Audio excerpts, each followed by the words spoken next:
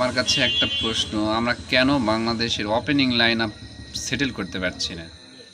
2007 থেকে আমার খেলা দেখার সময় তখন তামিম ইকবালের সাথে যেগুলো ওপেনিং পেয়ার ছিল, তামিম ইকবাল নিজেও অনেকবার 0 রানে আউট হয়েছে, অনেকবার ফেইল করেছে।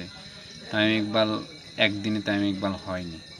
আমার মনে হয় পারভেজ হোসেন ইমন এবং তানজিন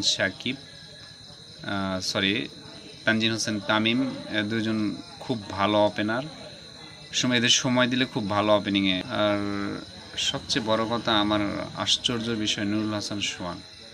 কেন নুরুল হাসান সোহান কি করছে রে ভাই? বাংলাদেশের কি এমন উপকার করছে বাংলাদেশ ক্রিকেটের? কি এমন ওর পটেনশিয়াল ভাই?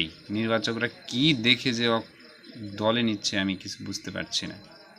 তো কালকের ম্যাচের জন্য শুভকামনা। আমি পারভেজ হোসেন ইমনকে খুব মিস করব। পারভেজ হোসেন ইমন এবং তানজিদ তামিমের জুটিটা, ওদের সময় দিলে অবশ্যই একসময় তামিম ইকবাল এবং অ্যানাদার ওপেনার, সেটেল ওপেনার যুক্ত হবে বাংলাদেশ টিমে। তো এটা আমরা পারছি না, আগের রোগ এখনও চলমান। আমরা চাই এসব রোগের ওষুধ